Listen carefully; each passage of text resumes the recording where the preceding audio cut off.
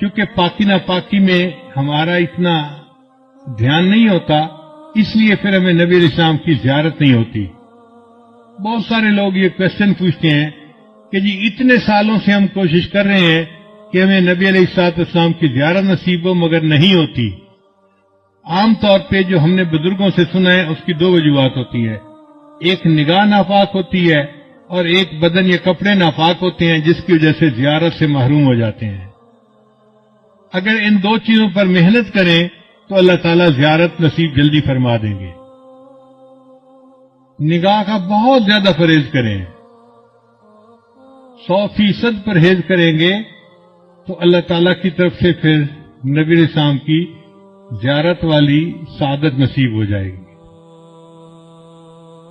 میرے والدین چونکہ شروع سے ہی نیکی کی زندگی گزارنے والے تھے، تو میں نے تذکرۃ الاولیاء کتاب 5ویں کلاس میں پڑھی تھی۔ 5ویں کلاس کے بچے کو تو ابھی کنسیپٹ بھی نہیں ہوتا، مگر مجھے والد صاحب نے وہ کتاب لا کر دی کہیں سے، تو میں نے اس میں اللہ والوں کے واقعات پڑھے تو دل میں بڑا شوق ہوا کہ مجھے بھی اس لائن پہ چلنا ہے اور اللہ والوں کی لائن پہ آگے بڑھنا ہے۔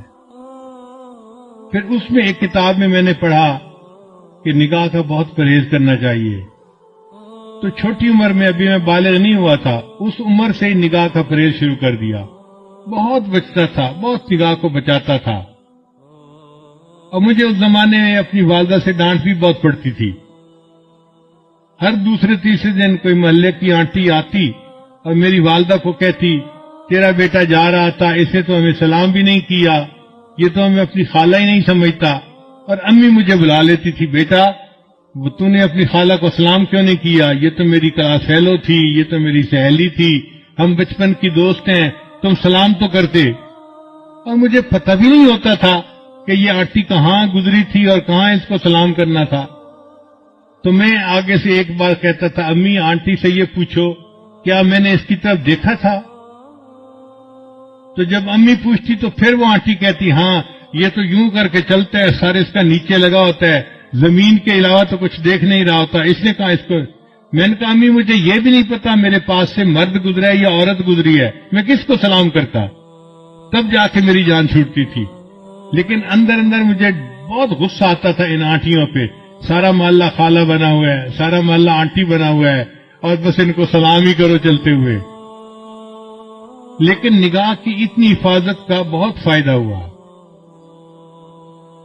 مجھے آتے جاتے جوتوں کی آواز سے پتہ چلتا تھا کہ قریب سے کون گزر رہا ہے۔ عام طور پہ مردوں کے جوتوں کی آواز اور ہوتی ہے اور عورتوں کے جوتوں کی آواز ڈیفرنٹ ہوتی ہے، اس سے اندازہ ہو جاتا تھا کہ قریب سے گزرا کون ہے، ورنہ کپڑا بھی نہیں دیکھتے تھے کہ قریب گزرنے والا کون تھا۔